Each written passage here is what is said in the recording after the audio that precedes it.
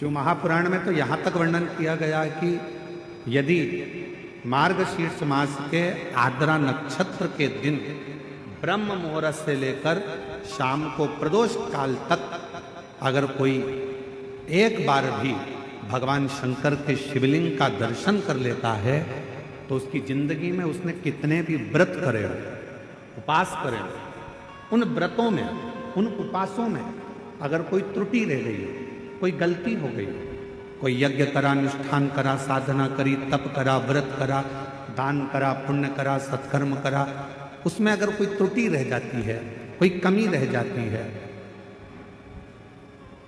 कुछ छूट गया होता है, तो केवल मार्गशीर्ष मास के आर्द्रा नक्षत्र के दिन भगवान शंकर के शिवलिंग का दर्शन कर लेने से वो सारी त्रुटियां समाप्त हो जाती है और शिव की कृपा।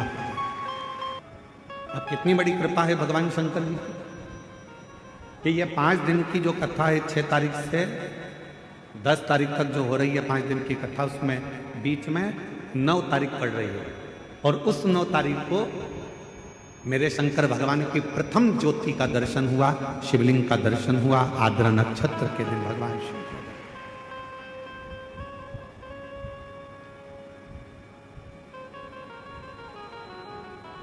हम निवेदन करेंगे सभी सनातनियों से, सभी शिव भक्तों से, चाहे आप राम जी की आराधना करते हो, चाहे आप भगवान ब्रह्मा की आराधना करते हो, चाहे आप कृष्ण की आराधना करते हो, चाहे आप किसी भी देवी देवता की आराधना करते हो, पर 9 नवंबर आर्द्रा नक्षत्र के दिन मार्गशीर्ष मास के अंतर्गत 9 नवंबर को आर्द्रा नक्षत्र में शंकर जी के मंदिर में जाकर दर्शन एक बार अवश्य करो और भगवान शिव की कथा का रिस्पान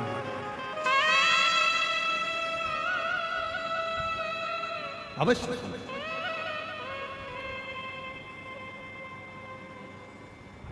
और शंभु शरणे मांग घड़ी दुख काटो दया दर्शन। शिव की आराधना का सुख कहीं ना कहीं भगवान ऐसी कृपा करता है, शिव ऐसी करुणा करते हैं, भगवान शंकर ऐसी दया करते हैं, ऐसी कृपा कर देते हैं कि आपको शिव अपनी ओर खींच लेते हैं। अगर मनुष्य की देह मिले तो 3 चीजों से बचना। पहले नंबर पर है कर्ज, दूसरे नंबर पर है क्लेश और तीसरे नंबर पर है कलंक। यदि संसार में जन्म मिले तो इन 3 चीजों से बचने का प्रयास करो। पहले नंबर पर है कर्ज।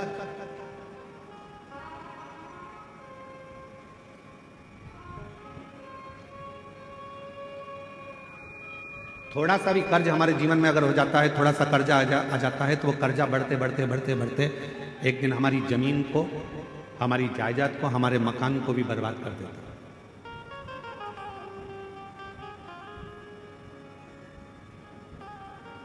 मेरे छत्तीसगढ़िया रहवासियों से पहले भी निवेदन करा था भिलाई में, और आज फिर छत्तीसगढ़िया के रहवासियों से निवेदन करूंगा, मेरे छत्तीसगढ़ के रहवासियों से कहूंगा कि अपनी जमीन को बेचकर शहर जाने का प्लान मत बनाओ, बल्कि अपनी गांव को इतना उज्जवल बनाओ कि शहर का आदमी भी तुम्हारे गांव को देखने के लिए पहुंचे। एक सच्चा छत्तीसगढ़िया, हम अपनी भाषा में कहते हैं जय जोहार।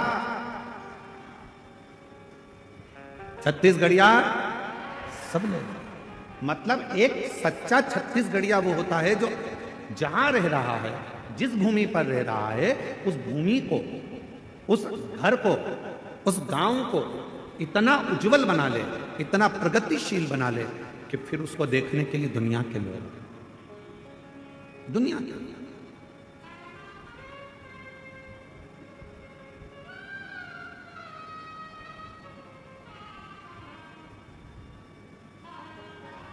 यहां जितने छत्तीसगढ़ के मेरे जीजी जीजा बैठे हैं, आप सब कोई साधारण नहीं हो, जितने भी बैठे हो आप भगवान श्री राम जी के नाना जी और नानी जी हो। छत्तीसगढ़ वालों को ये गौरव होना चाहिए कि हम कौशल प्रदेश के हैं, माँ कौशल्या जी के गांव के हैं, और भगवान राम जी हमारे भांजे हैं।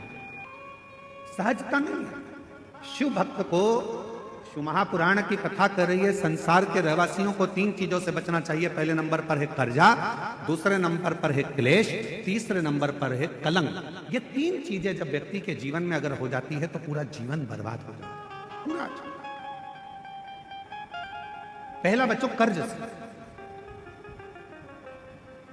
10 रुपए भी किसी का अगर कर्जा है तो वह हमको एक ना एक दिन डुबो देगा, इसलिए कर्जे से बचने का प्रयास करो। आज हो क्या रहा है, लाओ हम तुम्हें कर्जा दे देंगे। बड़ी बड़ी कंपनियां खुली हैं, बड़े बड़े बैंक खुले हुए हैं, जो दिन रात मोटरसाइकिल पे अपने अपने फ्लेक्स लगाकर दिन रात कहते हैं लो एक दिन में हम लोन देते हैं। गाड़ी पर लोन ले लो, मकान पर लोन ले लो, जमीन पर लोन ले लो, लोन ले लो, लोन ले लो, पैसा ले लो, पैसा ले लो। आज क्यों देने को तैयार बैठे? वो चाहते हैं कि आप थोड़ा सा लोन लोगे, धीरे धीरे वो चुका नहीं पाओगे तो एक दिन तुम्हारी जमीन भी चली जाएगी, मकान भी चले जाएगा, और मालूम पड़ा एक दिन जो रखा हुआ धन है वो पूरा बर्बाद हो जाएगा। समझ की जरूरत है। लोन देने वाली कंपनियां बढ़ गई, लोन लेने वाले बढ़ गए, और अब समझ की जरूरत है कि हमको ना कर्ज लेना है, ना हमको क्लेश में रहना है, और ना हमको कलंक में रहना है। हमें तो शंकर भगवान की अविरल भक्ति में रहना है, शिव की। कर्ज से थोड़ा सा बचना, थोड़ा सा। और जब यह मानव देह कर्ज से बच जाए तो इसको क्लेश से बचाने का प्रयास करो कि परिवार में रह रहे हो, गांव में रह रहे हो, नाते रिश्तों में रह रहे हो, कुटुंब कबीले में रह रहे हो, कोई क्लेश नहीं होना चाहिए। आपस में थोड़ा साझा बनाकर, थोड़ा सा।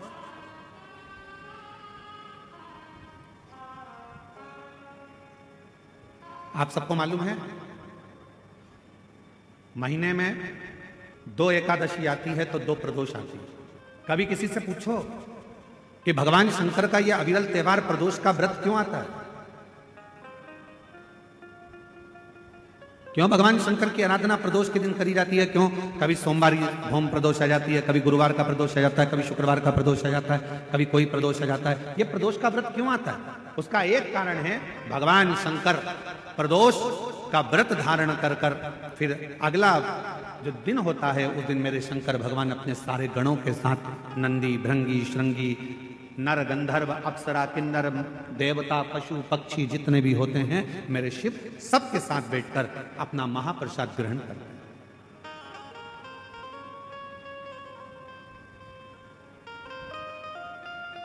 साथ बैठने पर हमारा क्लेश समाप्त होगा।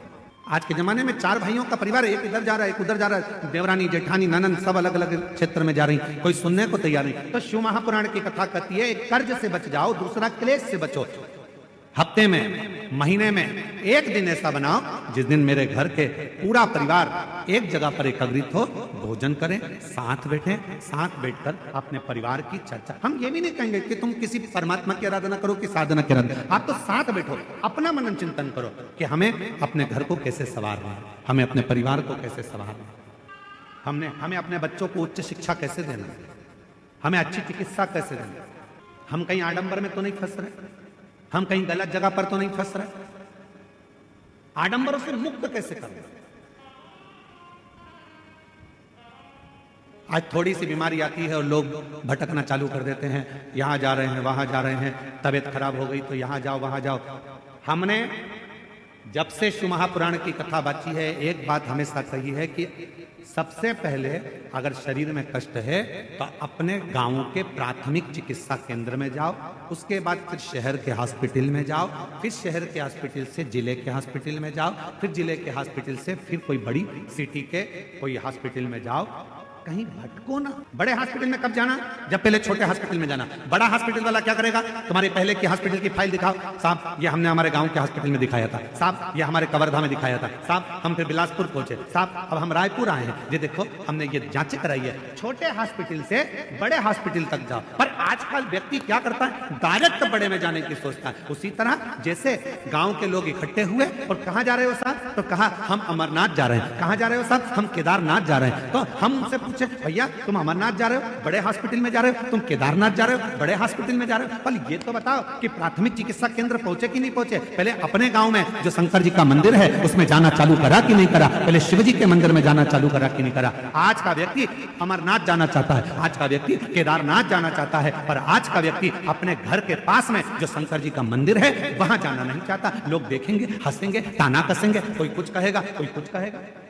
पहले चिकित्सा केंद्र, प्राथमिक चिकित्सा केंद्र जाइए, पास के मंदिर जाइए, और जब आप प्राथमिक चिकित्सा केंद्र में जाएंगे तो बड़े हॉस्पिटल तक पहुंचने की जरूरत नहीं पड़ेगी, ये निश्चित। कर्ज से बचो, क्लेश से बचो। हफ्ते में एक दिन ऐसा बनाओ कि हमारा घर, हमारा परिवार, हम सब बैठे भगवान शंकर प्रदोष का जब आनंद करते हैं तो भगवान शिव सारे नंदी, भृंगी, श्रृंगी गण जितने भी हैं, देवता, किन्नर, गंधर्व जितने भी हैं, सबको एक साथ लेकर बैठते हैं, सबको एक साथ लेकर प्रसाद ग्रहण करते हैं, प्रसाद एकजुटता, क्लेश से। और तीसरे नंबर पर कहा कलंक से बचिए।